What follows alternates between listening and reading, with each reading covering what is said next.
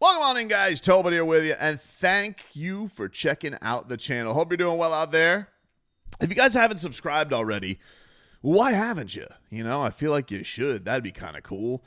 Sometimes I look and I'm like, yeah, there's a lot of people who watch this haven't subscribed yet. You get a notification. You can put on Bing, and you get a notification every time we go live. Or maybe you just like to be riding the algorithm wave, maybe. Maybe that's how you do things. Either way, I appreciate you for watching. If you guys could as well, I do a radio show every single weekday, 10 a.m. to 2 p.m. on 560 WQAM. That is the home of the Miami Heat. And I do it with my guy Leroy Horde, Frog Boy, J-Fig. We have a great time. We get silly. We do it live. Do you have a chance to be in the live chat if you have YouTube or Twitch every single day? So if you guys could subscribe to that as well, please do. And we talked about this a little bit on Friday. We were having fun. I always like to say that July is a fun time in sports talk, right? Because there's nothing really going on. Like, we have Summer League, which, of course, I appreciate everybody tuning into the recaps. And we will have trades, and sometimes we will have the most seismic decision in franchise history, like the decision, which has happened in July before. I remember the decision 15 years ago. I remember the decision. First, I remember Chris Bosh and Dwayne Wade agreeing. I was on my honeymoon with my wife 15 years ago. And I remember there was some chatter. Social media is kind of just starting to buzz. And there was chatter that, like, hey, this could be a thing. I remember, I believe Wade and Bosh, I feel like, announced it together on PTI, which at the time was the biggest show in sports talk. And then we were all waiting for the next shoe to drop, which was, of course, LeBron James. I come back from my honeymoon. I am new. I'm not new at the station, but I'm younger at the station. And at the time, I'm producing nights. I'm cutting up a lot of sound. I'm producing some Marlins and some Panthers games, so cutting up highlights. And I'm just starting to dip my toe in the water of hosting radio shows. And so as a kind of a bottom man on the totem pole, you are on these like night shifts. And we were all sitting at the studio, and we were awaiting the decision. And I remember it just taking forever because there was a lot of thought. There was people were talking that day like, hey, I've heard that there's this party reserved. I've heard that there's a lot of chat. This is going to happen. And then, of course, we get the infamous taking your talents to South Beach. And the rest is history. We hosted a radio show that day. I remember it was myself, David Allen was producing, running the board with me and co-hosting with me. The time the decision happened, we went live and we hosted all the way up until Sedano, who was doing mornings at the time on 790 The Ticket. And we didn't even have the Heat at the time. The Heat were on they were on a news channel back then. And then I think what actually happened is, I don't remember what happened, but the Heat ended up leaving them in the middle of the first Big Three. And we got the Big Three at 790 The Ticket like game 3 or 4. They weren't on 560 at the time. And we ended up getting the Heat like game 4 or 5 of the NBA season, of that season. And it was a game changer. So people were listening to those games and they were tuning in the next morning and we were celebrating the whole time.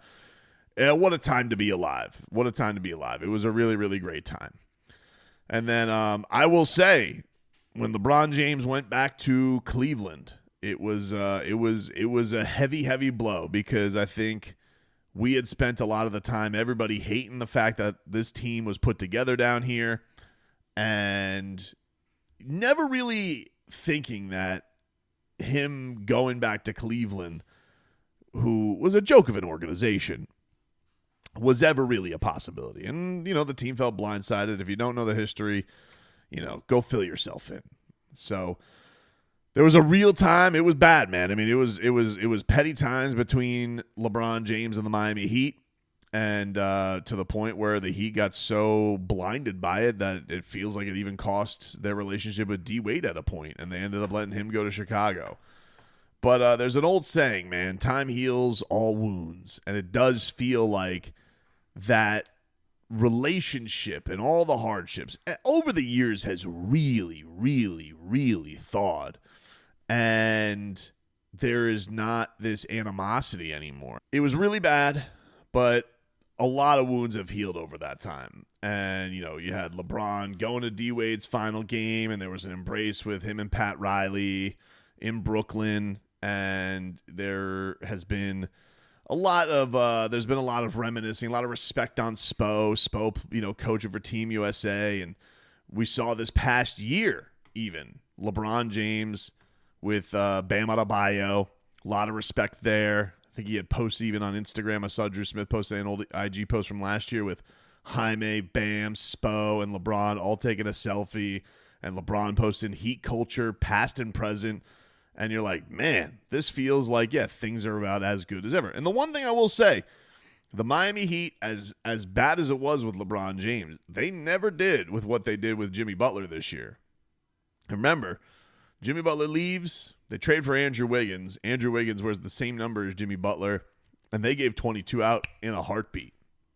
And I didn't like that. I was like, I think that's a bit of a rough one, but it's not my organization, and there's obviously a lot of hard feelings.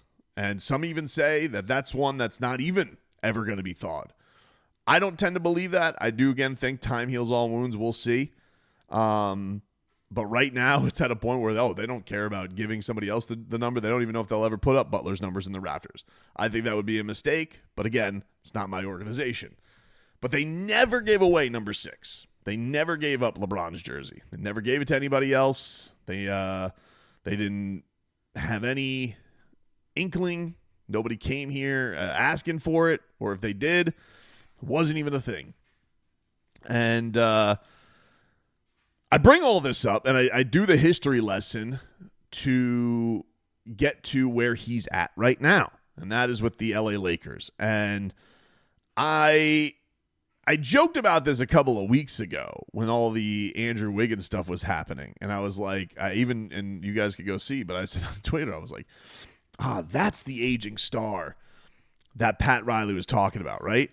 Because you guys remember Pat Riley, he was asked about the aging star thing. I think it was by Ethan at the end of season press conference. But then days later, the Heat randomly posted like screenshots with the quote, and it was, "Are you comfortable with the idea of managing an aging star?" And it said, "For us, yes. If that player is the right name, I still think that an aging star can play." And then the Twitter account goes, "Open to the right fit for us." And I was like, well, we all thought that was to KD. We all thought that. That we were under the impression that this was a KD thing.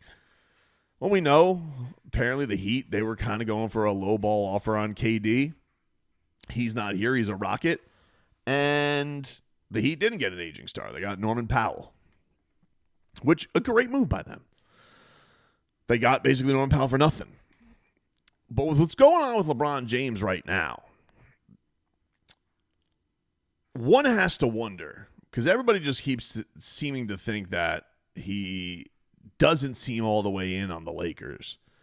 One has to wonder, is there going to come a time where LeBron James is going to say, hey, out of here? Because what's happened over the last couple of days with this has been very interesting.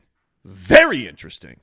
LeBron has this statement that comes out from Rich Paul after he opts into his $52 million contract. And basically is like, yeah, but we still want to evaluate. LeBron wants the chance to win a championship. Okay? Basically. And then the Lakers get sold. And Luka has this whole tweet where he's like, oh, welcome to the new owner. I forget his name. And glad that Genie's staying on. Look forward to winning championships. So then there's this big feature on ESPN by Brian Windhorst, Ramona Shelburne, the guy who's probably most associated with LeBron, the woman reporter who is probably most associated with reporting on LA. And Ramona, she gets that. She'll dig deep onto these things, right? Can't get my headphones to stay on, right? And it was interesting that in this article, it was talking about like the Lakers are already like they have their set date of when they want to part from LeBron James. They were talking about how they had like, the dinners with Luka and they're ready for the Luka timeline. And that even that Luka got the heads up of the sale and LeBron didn't. And I kind of felt like, whoa, that's a bit of a change, right? Now, I don't know if this is going to end with LeBron James asking out. It feels a little, though, reminiscent of the final year in Cleveland where, it was clear a breakup was going to come, but he still stuck it out through the year. And that was that. But last year, let's not forget, the Lakers drafted his son. The Lakers hired J.J. Redick as their coach, who was at the time LeBron James' podcast co-host, no coaching experience. And they had Anthony Davis, his agency running mate, on the team. And now it just feels like the Lakers are ready to pivot. They've gotten this godsend deal of Luka, who maybe he'll sign the extension. I don't know. But I think LeBron feels a little like, what is going on here, dude? I think he feels a little disrespected. No extension talks. Thinking that this is just going to be the last year. You just sold for $10 billion. Took you out of the dark ages. That was another part of the article where it's like, you guys were missing the playoffs for 5 straight years, a franchise long. I come here, win a championship in 2 seasons, and you guys are sitting here like not telling me about the franchise's moves. It's pretty crazy. Mind you, this is a legend. This is LeBron James. Can he do annoying things from time to time? Can he be uber passive aggressive? Yes, absolutely. Of course. Not losing sight of that. Of course not. But one has to wonder, how disrespected does he feel? And does he feel disrespected enough that he's ready to hightail it out of there? Because this team, though having LeBron and maybe a shredded Luka and just getting DeAndre Ayton, who's not in the greatest shakes right now as far as his NBA stock is concerned, does he really want to stick out in a situation he feels some type of way about, especially with a team that, maybe isn't going to be able to really compete in a just vaunted Western Conference? So if he does ask for a trade, how likely are the Miami Heat to get involved in something like that? I have no idea what the answer to that is. I don't know if LeBron James would be interested in coming back to Miami. I don't know if the Miami Heat are interested in getting LeBron James. But what I would say, why would the Miami Heat be interested? Let's start with them first. Well, let's look at it like this. The Miami Heat could actually pull off this trade because they have the salaries to make it work. And they're not daunting salaries. So it's not like the Lakers are going to be hamstrung by anything. We already know that the Lakers have been trying to get Andrew Wiggins. He would basically be like half of the salary on that. The other part of that would likely be Terry Rozier, who's an expiring contract. Then you would obviously probably have to take Bronny back too. And I would think it would look something, the way I put it into the trade machine was like this. It was LeBron and Bronny for Wiggins, for Rozier, for Haywood, and for Jaime Jaquez Jr. And that was enough to make the trade machine move with the aprons, with the roster spots. And that gave me a successful return.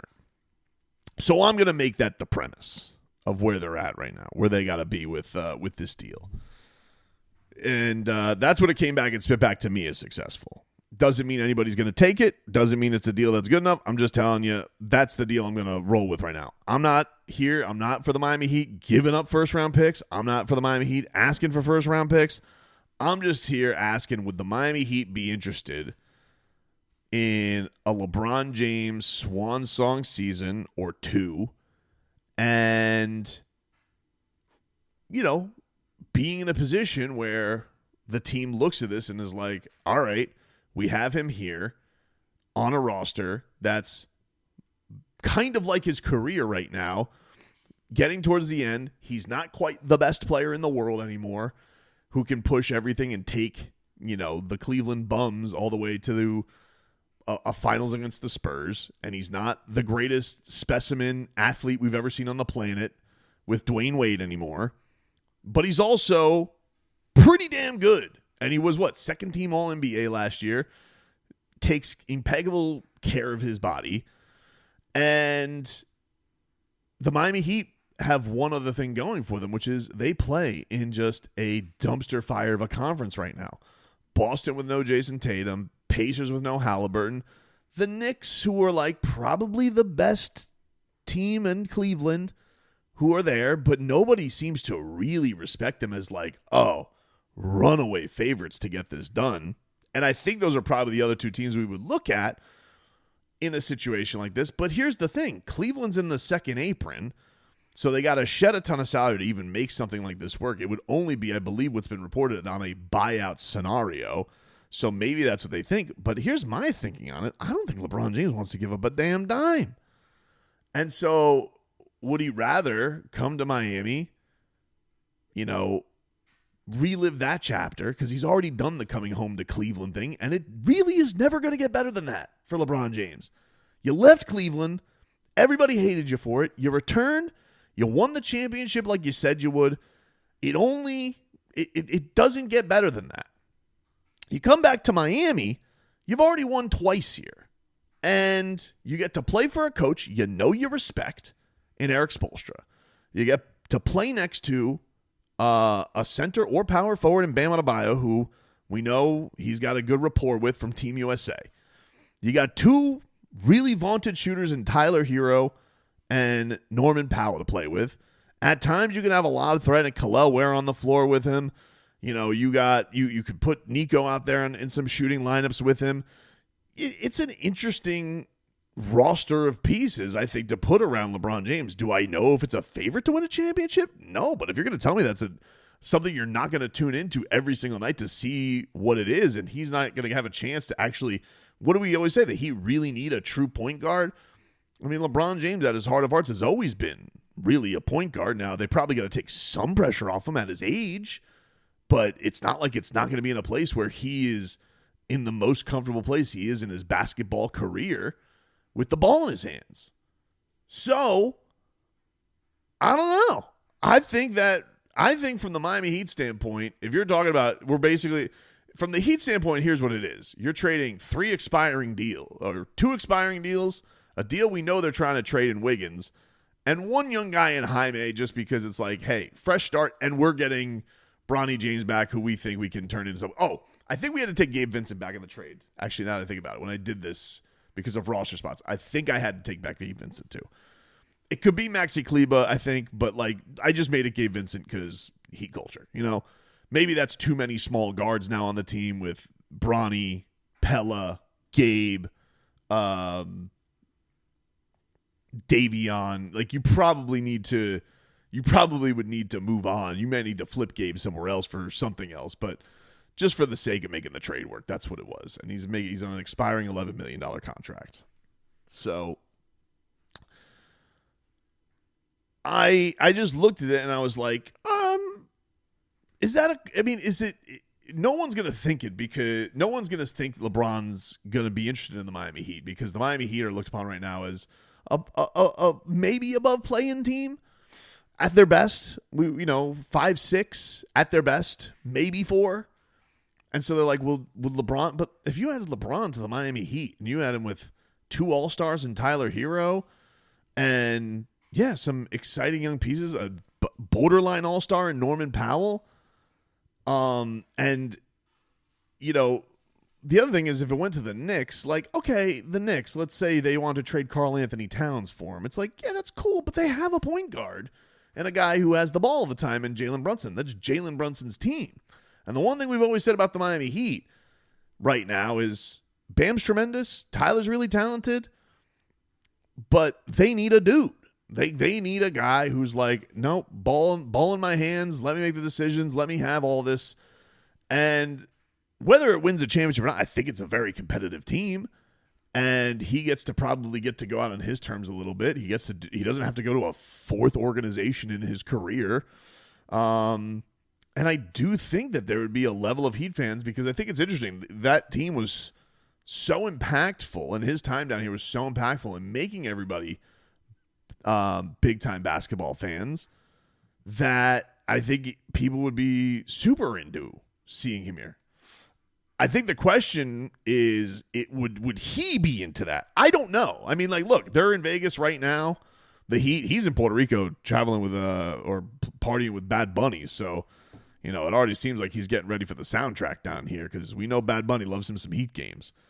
But it feels like, to me, they would get an answer on that. Like, if they were in Vegas Summer League and you see Rich Paul, who that relationship's been better too. They had Alec Burks on the team last year. Clutch had like a big hand or some hand in the Miami Heat uniform deal with Robin Hood last year, and they put that in the press release. So I think that's cool. It's been said the relationships are mended. They're in better places. We know Riley is not the same petty guy. He's emotional. Well, we know that he can be with the Jimmy Butler thing. I shouldn't say that. I shouldn't bury what had just happened. But I do think that with this, I definitely think that it feels like from the Heat standpoint, I think that I think it's at a mended place where they would welcome it, because it's like, what are you doing? It's not like the guy's committed long term. And then let's even just say he wanted to eke it out of you. Let's just say the Heat wouldn't want LeBron James's final season. They wouldn't want to tie in on that.